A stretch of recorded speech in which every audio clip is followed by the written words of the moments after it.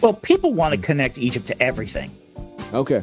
Because it is a high culture. It's a high culture that not a lot of people understand. Most people can't read the language, so it provides a opaque wall for people to try to sort of come to terms with it.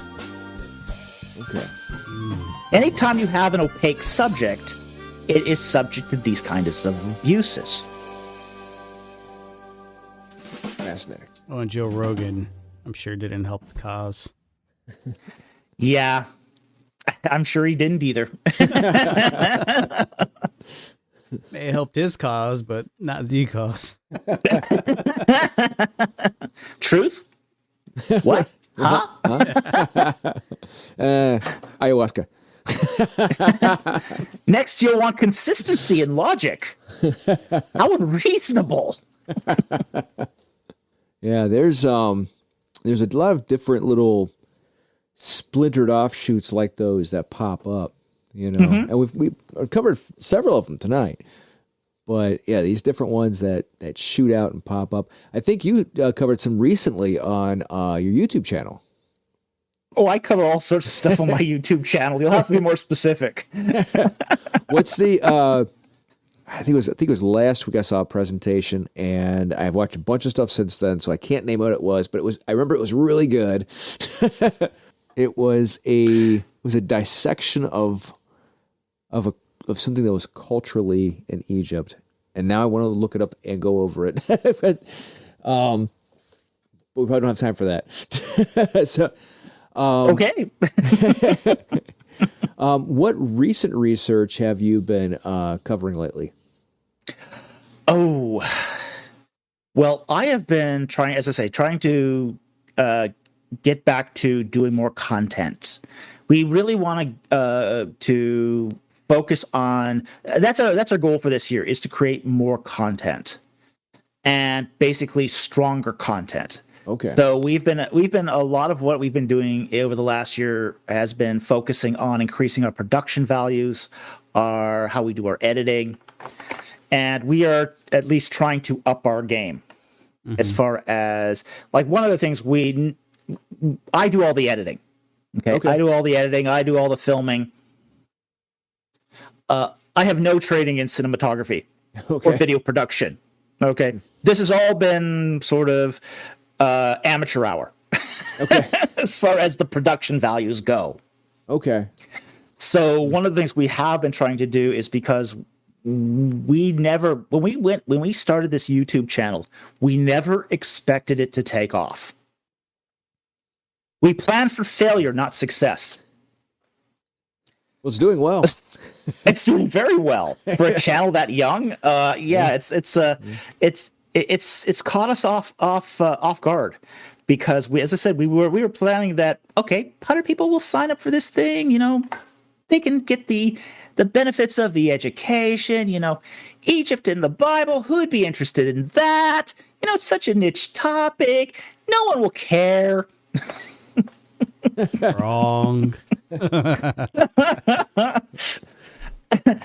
So, you know, we don't have to put a lot of effort in production values. Just get something out there. Well, it's coming along really nicely, and it's I like to sit back and listen to it. Sometimes just while I'm driving. Awesome. Yeah. Awesome. We have a lot of people who do that. We find that our demographics, kind of fit into sort of three sort of niches. You know, we started off doing, say, as I said last time, the short content videos, which is 10 to 20 minutes, not to exceed 20 minutes. We discuss the topic, we outline the topic, discuss the topic, and get out. Okay. We don't fill in every detail. Okay, and then we still do that for our Monday releases. And then we do the live streams. And that was sort of the next evolution in this, is we then went to the live streams.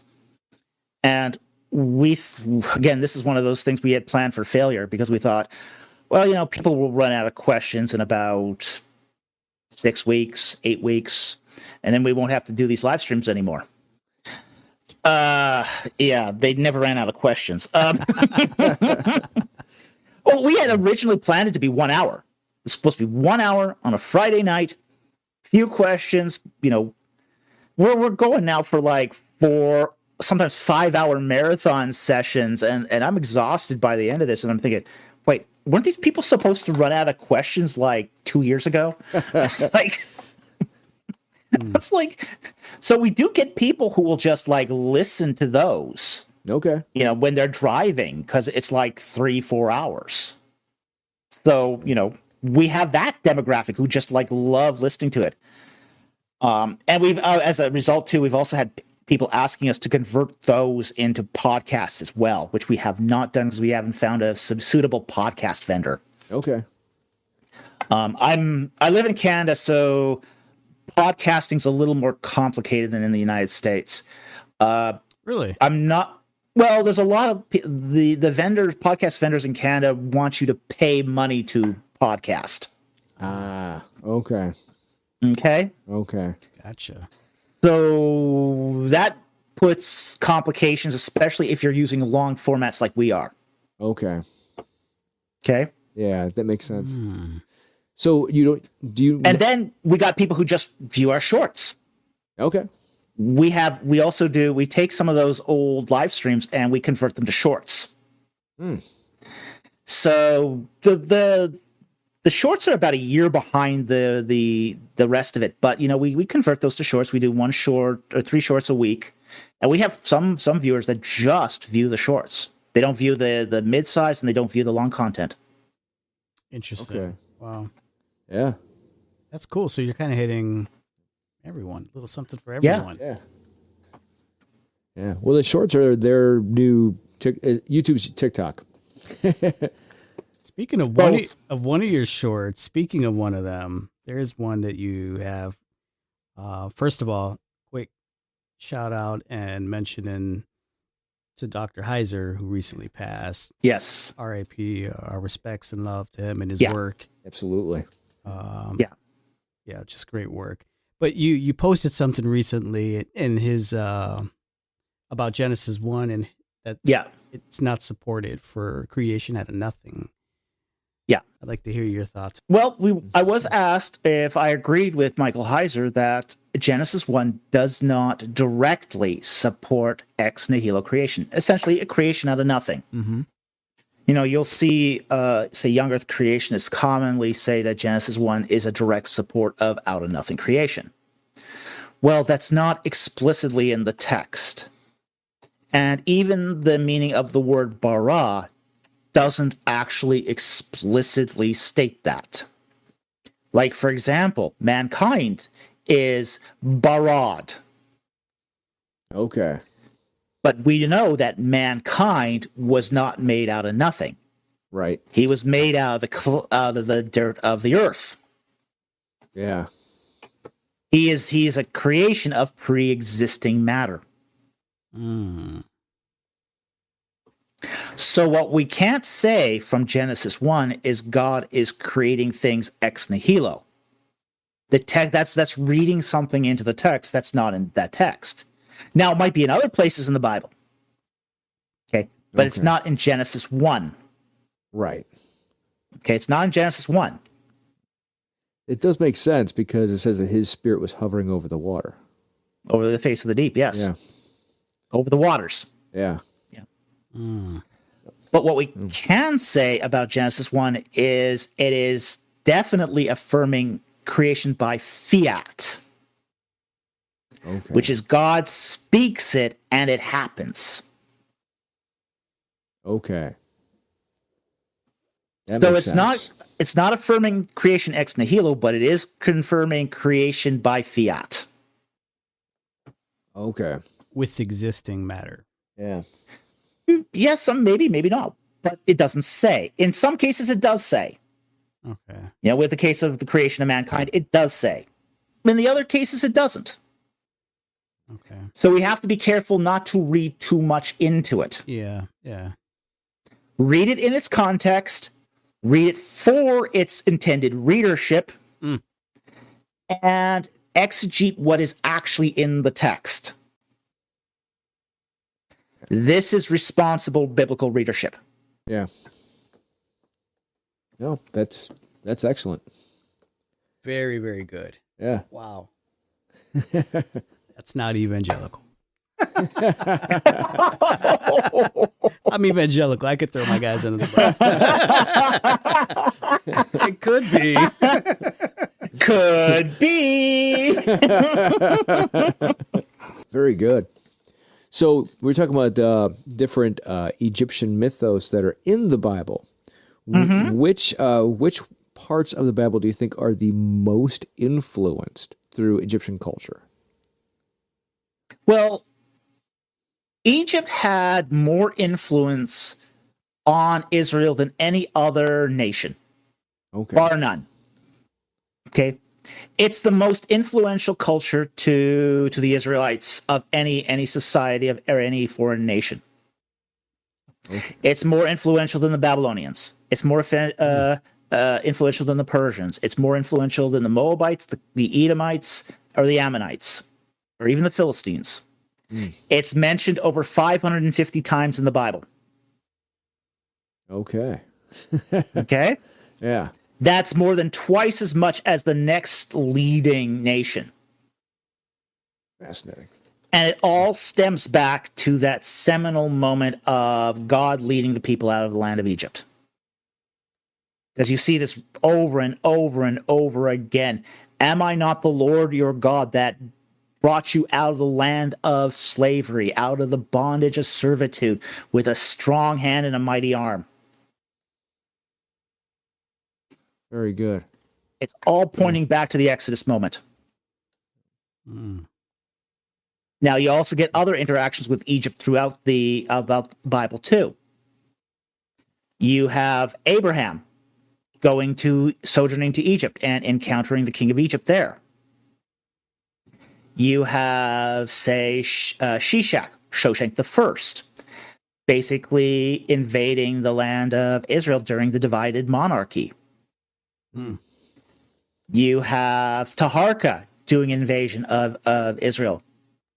You have Hopre, who the kings of Israel tried to ask to come and help them against the kings of Mesopotamia.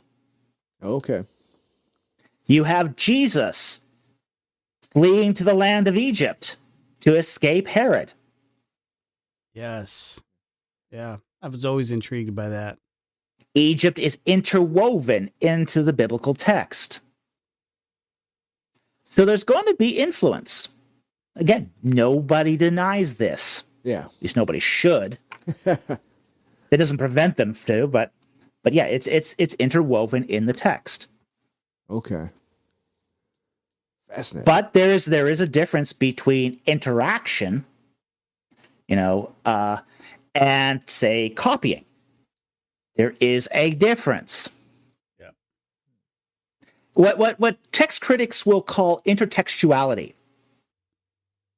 It's where you take the ideas of another culture and you engage them. Literature people say there's no text without intertextuality. Okay. I'm fond of saying it's like when you write a book. It's like when you write a book. If you have no citations in your book is disconnected from reality. It has no basis in reality. If you have one citation in your book, that's called plagiarism. If you have 500 sources in your book, that's masterful research. Yeah. The Bible is having intertextuality with many sources. Okay. Yep. Many sources. Egyptian sources, Canaanite sources, Mesopotamian sources, Zoroastrian sources, Hellenistic sources. That makes a lot of sense. The Apostle Paul is referencing Epimenides. Yes. At the Areopagus. Yep. There's you have the Old Testament, as I said, the psalmist, referencing, say, the hymn of the Aten. We got another section that's referencing the instruction of Anamote. There's all these different intertextual sources that go into the Bible. You have the Khnum myth. You have the Ray myth being referenced in Genesis 1, not directly, but through intertextuality. You have, say, even Mesopotamian sources like Enuma Elish, Enki and the Magic Hoe. These are other Mesopotamian sources. Gilgamesh is even, there's some intertextuality with Gilgamesh. Right. Yeah. It's not a copy, though. Yeah, they're not copying syntax or, say, diction. They don't have a copy of Gilgamesh right beside them and then copying that verbatim. Yeah. They're engaging the ideas presented by that. Okay. And they'll say, yeah, thumbs up to some, thumbs down to others. Yeah, I've heard that. That's how intertextuality works. Okay. Yeah, I've heard that Nimrod might be a subtle reference to Gilgamesh. We don't know exactly where Nimrod comes from. That's one of those things that's still highly debated and highly contested. And I haven't come down to any opinion on this because I haven't looked into the matter close enough. Okay, sweet. Way to go, Aaron. Well, I like reading into things that are vague. Well, I've often heard too, speaking about the influence of Egyptian culture on Christianity and, especially our modern day Christianity, but like even in our politics today, they say that a lot of our architecture in Washington has Egyptian influence and the way things were laid out, designed, and all of that. Is there any truth to that? Well, the Washington Monument. Mm-hmm. It's based upon an obelisk. Yeah. But also, though, that Washington Monument is sort of basically extrapolated from what they saw as being the classics in Rome. Now, you go to Rome, there's several obelisks there. Okay. Many of, say, the American founding fathers were familiar with Italy and what was there. They're not going to Karnak and seeing basically obelisks lying on the ground, because by the time the American Revolution took place, almost all the obelisks in Egypt were lying on their sides. Yeah. Okay, they weren't standing up. They'd all fallen down. The only standing obelisks were actually in Europe. Okay. Okay. So you had, say, Napoleon, the one that Napoleon took, okay, and you had the ones in Italy. There's one obelisk from Egypt in the Vatican. Okay. So these were seen as basically being symbols of imperial power. Now, they didn't have that symbolism in Egypt. They didn't take on that significance until the Romans started importing them in from Egypt. Okay. Interesting. They were essentially totems to the sun god. Think of it this way. They kind of acted like a giant sundial. Nice. That's really what they were. They acted like giant sundials. Now, they weren't telling time with them, but what they were doing was basically casting a huge shadow over a temple complex. Okay. Makes sense, because there was it Aristarchus who figured out through shadows that the Earth was round initially? Oh, yeah, the Greeks already knew the Earth was round. Yeah. And even estimated its size within 10%. Wow. All by basic mathematics. Yeah. Yeah, as I recall, I think it was Aristarchus was the first one, and then it piled in after that. I think after that it was Aristides after that? Anyway, yeah. And Pythagoras did not invent the Pythagorean theorem. It actually predates him by 900 years. Really? Well, there's a tablet from Mesopotamia that has the Pythagorean theorem on it, and it dates to 900 years before Pythagoras. Good Lord. Whoops. Spoiler alert. So plagiarist? Hey, the Greeks had this philosophy. I say it, it's mine. This is how intellectual property worked back then. People didn't quote their sources. Up for grabs. Hey, you say it, it's mine. Yep. Ouch. Yeah. They got. I mean, plagiarism is a modern concept. Yeah. I mean, you can. I mean, there are people who there was some like 10th century trials over copies. Like there was this big kerfuffle from a monastery where this monastery had this beautifully illuminated manuscript, and this monk from another monastery wanted a copy of it. So he went over, made the copy, and then went back to his monastery with the copy. Well, the first monastery protested because this was a cash grab for them. You know, people came to see this manuscript. If there's a copy over there, well, they might go over to that monastery instead. So they took it to the king, and it's the first copyright case. And the king basically said, well, just like a son belongs to the father, the manuscript belongs to the original. So the other monastery had to forfeit that manuscript. That's interesting. Yeah. Oops. But that's like 10th century. That's like 10th century AD. So it's compared to ancient history, it's quite modern.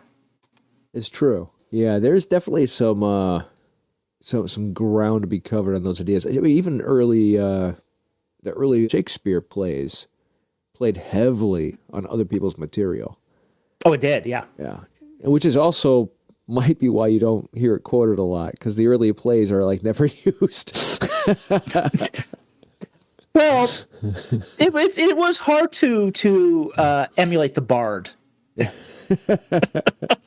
Like his later plays are all the ones that people know and memorize and use, but like his first several plays weren't stellar. No, they weren't. Yeah, but progressively got better and better. Well, you find this even in, say, Hellenistic literature. Some of some of the early Greek comedies were hysterically funny. Guys like Aristophanes, just hysterically funny.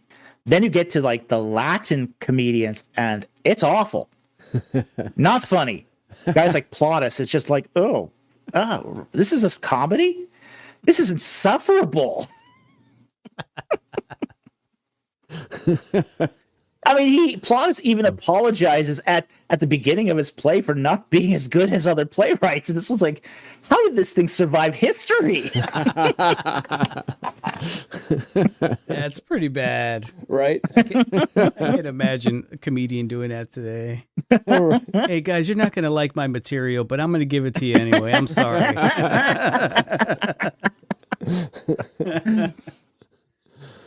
Well, I mean, like, for example, Sappho of Lesbos, who was a Greek poet. Some of her work had survived history and made it to the modern times. But they also found on some of her lost poems when they did the papyri at Oxyrhynchus. Now, Oxyrhynchus is a big garbage dump in Egypt. But it's a garbage dump that also had a lot of mummified crocodiles. Oh, wow. And what they did was they would mummify crocodiles using scraps of papyrus, which is what's called cartonnage. So you're basically making a mummy out of this papyrus and paper mache. But researchers have been able to unwrap these crocodiles and have found lost texts. 2 million 2 million texts in these papyrus. Wow. This is how we have our knowledge of, say, Koine Greek today, is from that garbage dump of crocodile mummies. Wow. But we've also among those papyri have found lost poems of Sappho of Lesbos. And they're awful. Mm. The ones that survived were the good ones. That makes a lot of sense. It's a lot of work to undo that and then realize, man, this is crap. Right. It's kind of like hymns. It's like hymns. Yeah. What hymns do we remember? We remember the good ones. It's true. We remember Amazing Grace, How Great Thou Art, great hymns. Yeah. We're not so keen to remember Fountain of Blood. Yeah. Wonder why. Sounds like a horror movie. Well, I was at a church where I heard this hymn, and it left an indelible impression upon me. I'll be sure of that. Yeah. Yep. It sounded so strange to modern ears. Yep. So strange. I can imagine. Yeah. I mean, I was thinking, are we playing Skyrim Oblivion or something like this? It's like Fountain of Blood. I mean, I know the metaphor they were driving at, but it's not. It didn't age well. Couldn't we do this in a major key? That would at least lighten the mood, But then they don't have the same effect, I get it. Yeah. Yep. But there were hundreds, thousands of hymns written in the past 500 years. Yeah. Most have not survived. Yeah. For good reason. For good reason. Well, it's kind of funny. It reminds me of that scene from Robin Hood Men in Tights, when he's like, Classic. "Well, maybe if you give me the bad news in a good way." Oh, you want me to lie to you? It's a great scene. But this is what happened in history: is the best stuff survived. Fascinating. And this is the real reason why, say, for example, the Library of Alexandria didn't survive. It wasn't because it was burned down. Oh. Huh. By the time the Library of Alexandria was burned down, all the collection had been moved to smaller libraries already. Really? Okay. Because it had outgrown its space. So what they did was they broke up the collection to smaller libraries. Okay. Huh. So it's not in the left paw of the Sphinx. No. Not with politics. Nothing's under the Sphinx. The idea that there's a tunnel under the Sphinx is ridiculous. V-Ray tried to excavate the Sphinx with dynamite. Oh no. Yeah. In the 19th century, this is one of those black areas, those periods of history we'd rather forget about. V-Ray thought, because he'd been told that there might be treasure under the Sphinx, he tried to excavate a temple with dynamite. This is why there's a big hole in the back of the head of the Sphinx. Really? Oh my gosh. Because he used dynamite to blow it out. This is a story I've never heard. And then he tried to dig a little tunnel on the top to try to dig down. That's why you find a little metal plate behind the neck of the Sphinx. There's a little 6-foot tunnel there. Oh. That he tried to bore out, but it was just like, he was digging through limestone. No tunnel, just limestone, because it's a solid abutment. Huh. Solid rock going all the way through. It's no bricks. Interesting. Wow. I see what we you'd can want to thank forget. V-Ray for that. You just ruined like half the movies out there. Right. Now there is a freaky tomb on the Giza Plateau. Oh, okay. There's actually a couple of interesting tombs on the Giza Plateau, but there's one unlabeled tomb that's been sometimes called the Tomb of Osiris. It actually has a deep, deep shaft that goes down about 20 feet to a circular burial chamber at the bottom. Oh. Very interesting little tomb out there that was discovered about 3-4 years ago there. It's a huge necropolis, and it's not fully excavated. Oh. A lot of these necropolises aren't fully excavated. Okay. Just because there's not enough hands and not enough money to do it. Well, yeah, that can't be cheap. It's not cheap. It's cheaper to run an excavation in Egypt than, say, Israel by a long shot, just because your money goes further. Oh, okay. It's very expensive to dig in Israel, which is why they have to charge people who want to dig thousands of dollars for the privilege of digging. Oh. Ouch. Egypt has laws that sort of prevent people from the outside from coming in.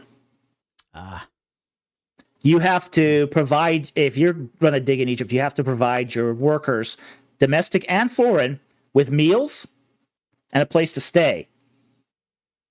Fascinating. You don't have to do that in Israel. You just got to pay the government. Well, in Israel, you have to pay the dig. So if you want to dig in Israel, you pay the dig, several $1,000s to dig there, and then you pay for your own hotel, your own food. Oh. Okay. But the permit process is also easier in Israel if you are coming in as a foreigner to dig. In Egypt, you have to arrange anybody who's foreign could come in on the dig years in advance. It has to be part of your application paperwork. Wow. Oh. So very few foreigners get the opportunity to dig in Egypt. Just because it's so much paperwork involved. Mm-hmm. Is there any truth to opening a tomb and being cursed? No. Here's the reason why. It's because tombs were semi-public. Oh, really? Yeah. Yeah, they were semi-public. Like, for example, in Kings Valley, most of those tombs had a little chapel in front. Oh. It had a tiny chapel in front with a little pyramid stone on top. And if you wanted to go visit a king's tomb, you could do that. You could go there, and the antechamber was open to the public. Really?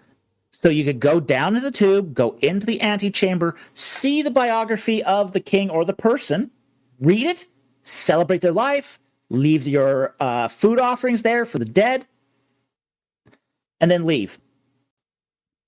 You were not allowed to go into the burial chamber. That was private. Okay.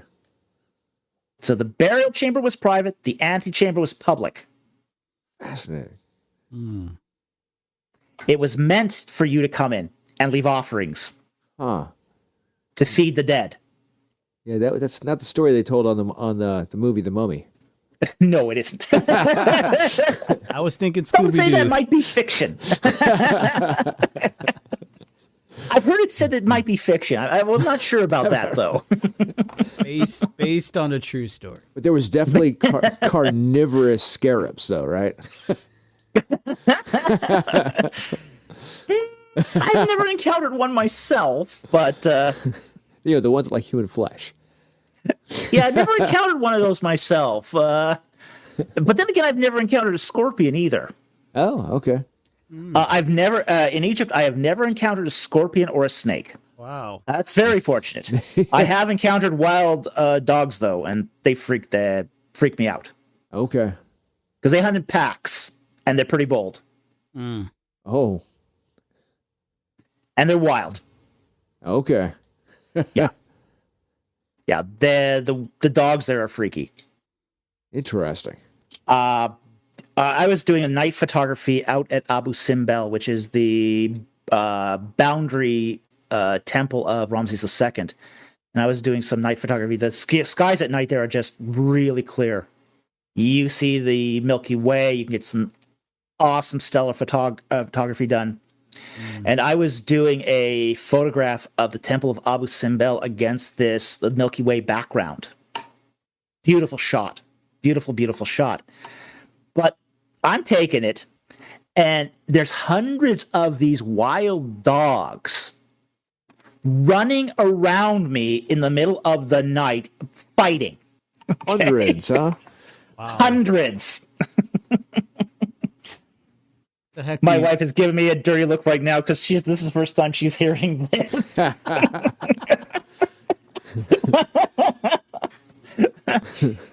Well, yeah. And But that wasn't the freakiest thing that was there on that shoot. Was I kept hearing this chirp, chirp, chirp, chirp. The crocodiles. oh, The crocodiles were about 10 meters away. really? Oh my Mhm. gosh. And they chirp. And they chirp. Are they trying to attract you to mimic a different sound, or? I'm not sure what the purpose of the chirping is, but that's what it is.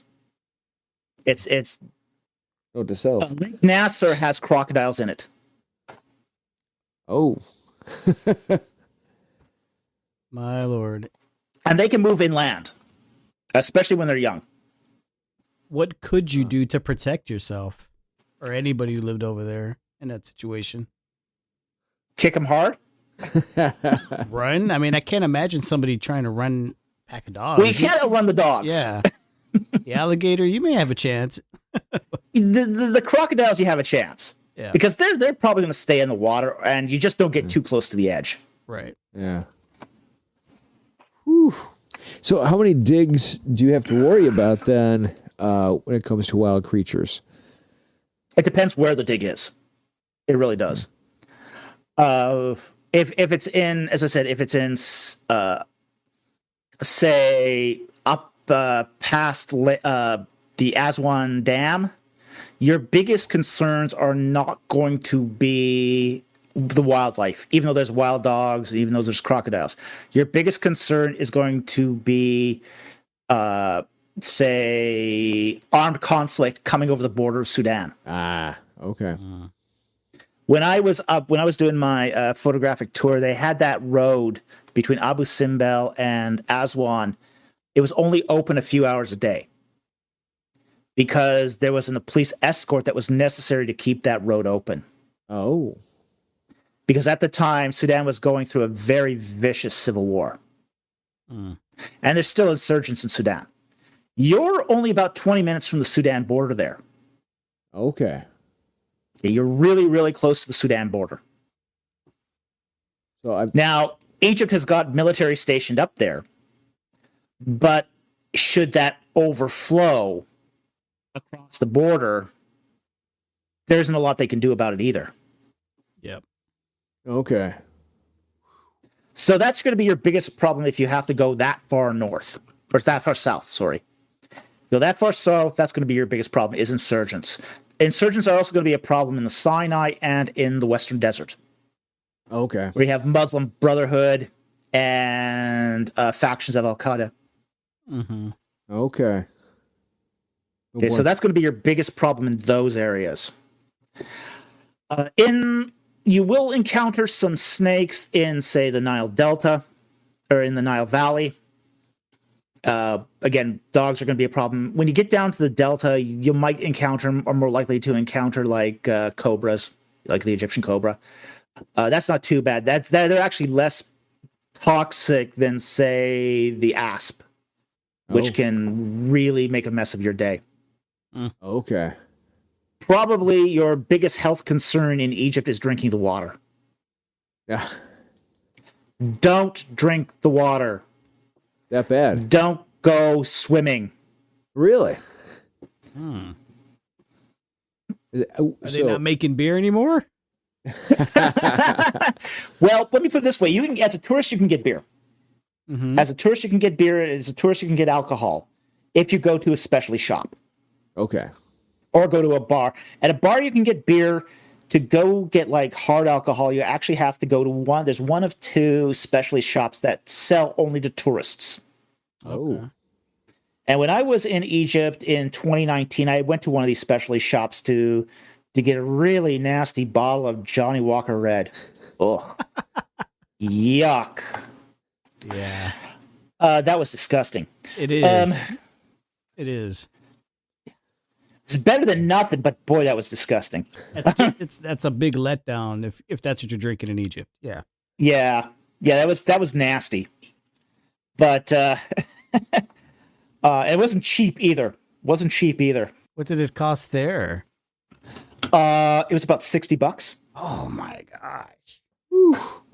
Yeah, You'd pay 32 maybe here for it now today. yeah. It was really overpriced. But again, it's a limited supply. Yeah. Wow. You can only get alcohol, hard alcohol, in a very, very few licensed places in Egypt. Huh. Beer you can get at, say, bars. Okay. You have to show your passport,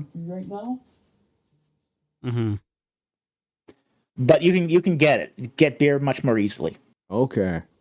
They allow, say, Coptic people to drink beer, but everyone else is forbidden to drink beer because you are under Islamic law. Oh, that makes sense. Yeah, Yeah. it is an Islamic country, so alcohol is very, very tightly regulated. Okay. Wow.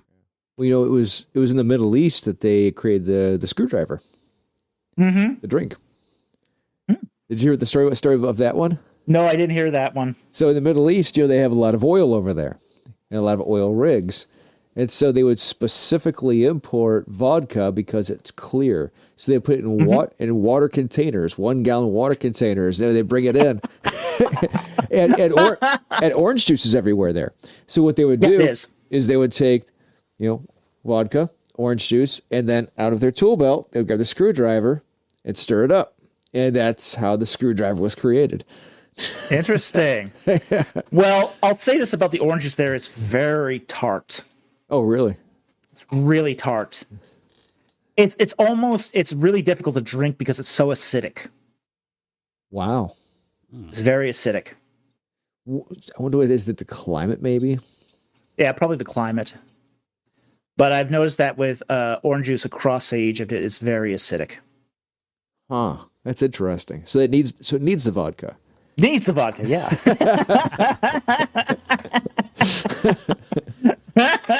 Good enough reason for me. Hey, that works for me too, yeah. Just hold the orange juice. I'll take the vodka. Was there any drink in Egypt, that like, oh man, this was worth it. This made up for it, or No. No beer that you really liked, or? Well, the beer is pretty. The local beer there is not that much different than Coors Light. Oh wow. Okay. Okay, it's not. It's a. They're pilsners. Not a lot of character to them. So I'm not a huge fan of Egyptian beers, at least the modern ones. Yeah, I was just gonna say, does that hold true for like ancient Egyptian beer? Is that ancient Egyptian beer is a different animal altogether? It's a different animal altogether. It also is brewed under different processes as well. Different processes, different yeasts. You're going to get a really different product. The yeast that they're going to use, the ancient Egyptians are going to use, is more akin to sourdough yeast. Oh. Than it is to, say, modern brewing yeast that you would find in, say, a Pilsner or even a ale sort of brewing. So it's more akin to bread yeast than it is to, say, modern strains. Okay. Whereas modern Egyptian beers are basically using normal brewing yeasts. I hear opportunity. I think there is one brewery who's trying to recreate this on a commercial scale. really? I don't know the name of the beer though. Okay. That would be cool. It's here in America. It's not over in Egypt. Okay. Oh. We'll have to look for it. Yeah. Yeah. Because some of the most interesting beers are the ones they created on those little offshoots. Yeah. Even Trappist breweries are very unique, in the way that they create their beers to get that very unique flavors to them. Well, we also have to keep in mind too that what made ancient beer more distinct too is a lot of the contamination. in the brewing process. So a lot of flies in Egypt. And flies carry acetobacter. Oh, okay. Okay. This is what takes alcohol and turns it into vinegar. Oh, Okay. okay. Okay. So because flies are so common in Egypt, most of the ancient beer is going to have a kind of a tart, lemony, vinegary taste Huh. because it is so heavily contaminated. Ah. You just spoiled it all for me. It's actually not bad. You messed It's up not- all my preconceived notions of it. Well, it is going to give as I said, the beer kind of a lemony flavor, the tartness Okay. Mhm. that you wouldn't normally have in beer. Like a craft brew. Yeah, kind of a craft brew. All Yeah, right. we've had some real Think of tart it, kind ones of, on. it'll have citrus notes, That's right. but not citrus notes from the hops, citrus notes from the acetobacter. Yummy. That's kind of like when they make aged beef, right? And they just grow bacteria on it so that it eats some of the beef away. Yeah. So it's tender aged beef. Yeah. But these are industrial, these are food processes that are thousands of years old. Mm. Nobody died from them. Yeah. You know, think about what went into cheese. Come on. True story.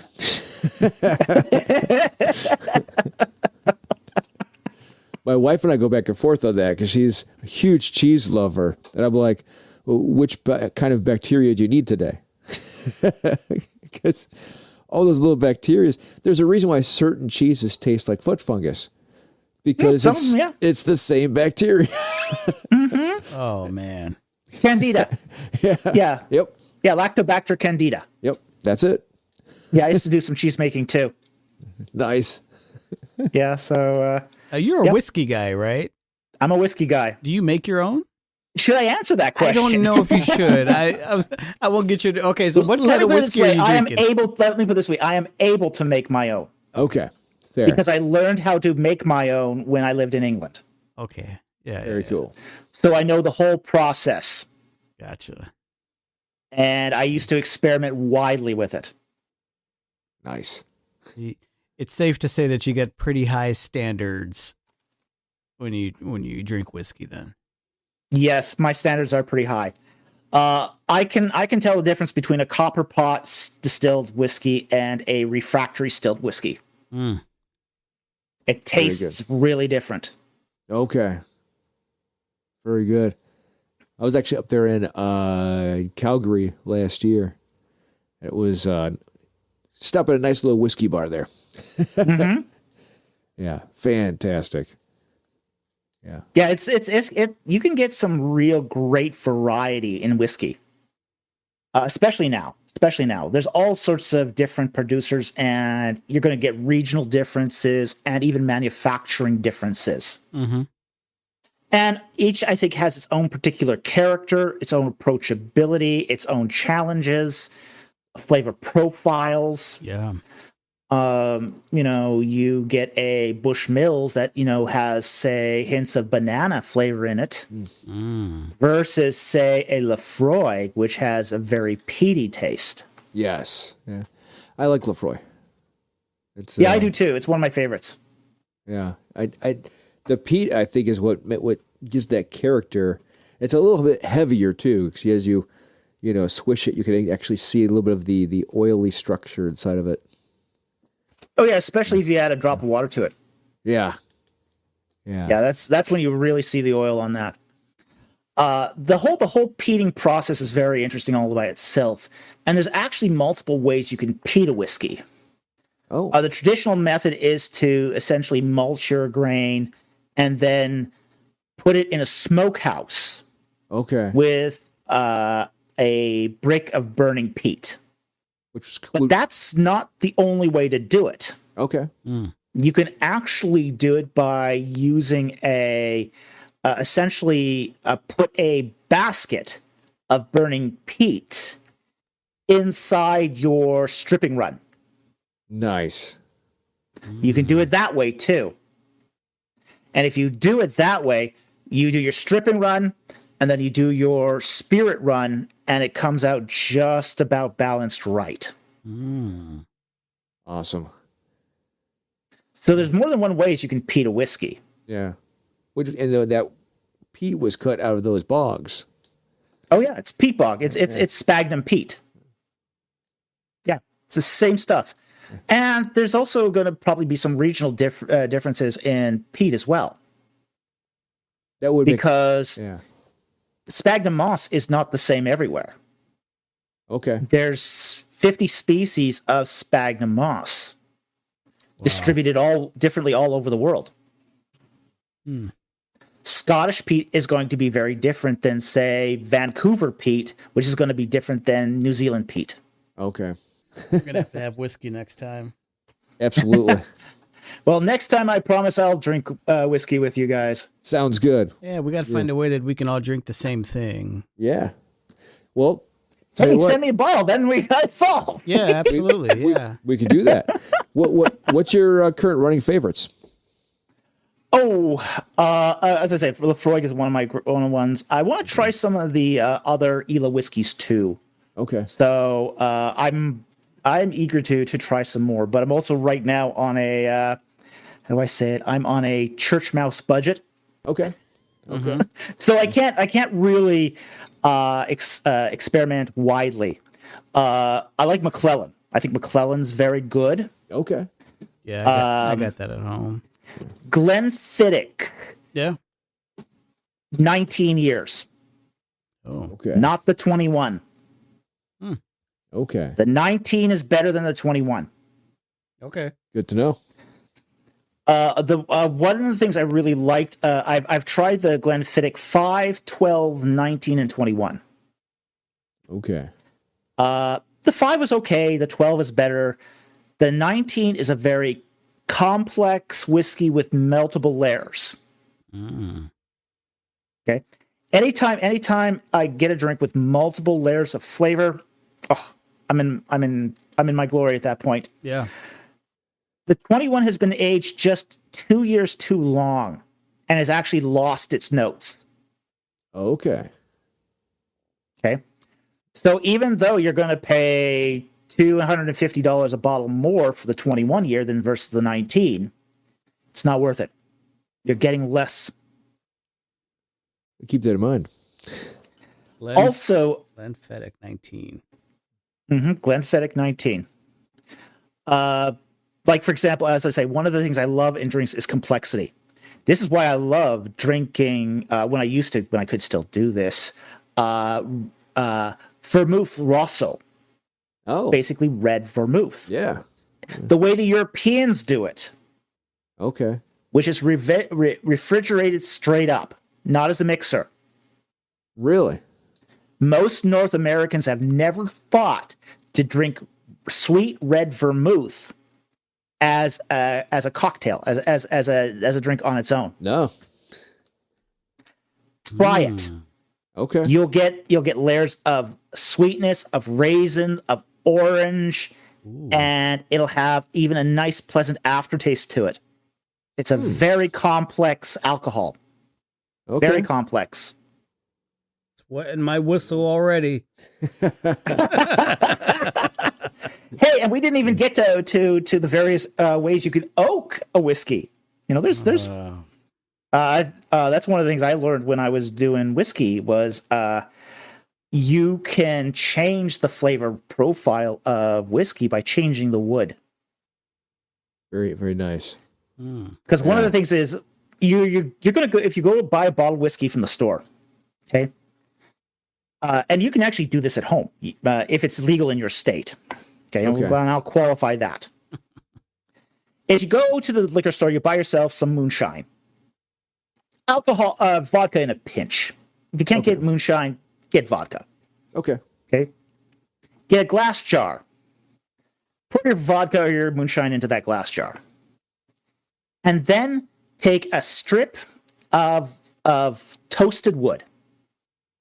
You know, toast it in your oven for at 350 degrees for about an hour. Okay. Okay. And you can get wood chips at like Home Depot. They use them for barbecuing. And then put that in there and watch it start to color your alcohol. Mm. You're making whiskey. Okay.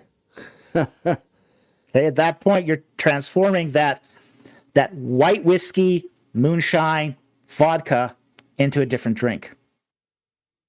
And you can change the flavor profile of that by changing the wood. Mm. And you can even change it by how it's toasted. Bump that up from, say, 350 to 430, and you're going to get a different flavor profile again. But I've tried stuff like, of course, the classic white oak. But that's not my favorite. Not even close. I put like mesquite, cherrywood, applewood. Each of those was going to give you a very different flavor. The mesquite was very interesting. Very interesting. You have to be careful with the mesquite not to over oak it. Okay. But you can get something that tastes like a well-aged whiskey in a couple of weeks. Oh. Because it's such a strong flavorant. Interesting. These are things I'm going to have to try now. I know. But the cherrywood's really nice. Okay. But I've done this with whiskey. I've done this with brandy.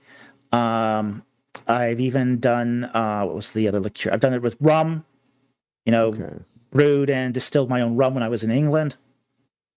You can do this with a variety of different alcohols. Sweet. All right. Challenge accepted. Yeah. Maybe next time we'll do that Glenfiddich. Yeah. Might be a good one. Tell you what, for our next, when we reconnoiter with you,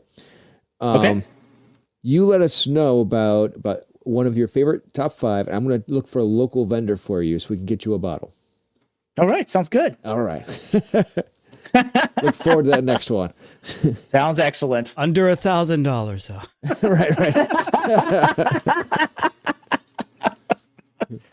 Well, this has been a fun time. Another great podcast with you. Thank you again.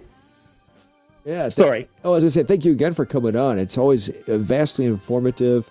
You're readily able to answer all of our questions. So it's fantastic.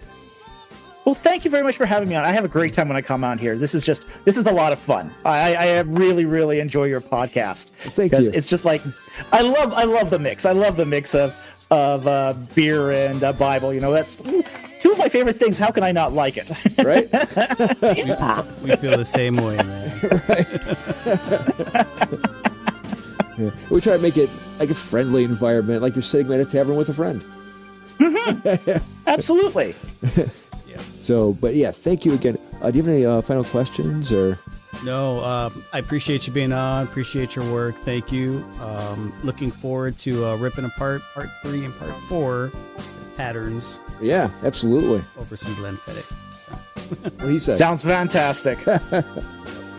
Yeah, thanks again for coming on.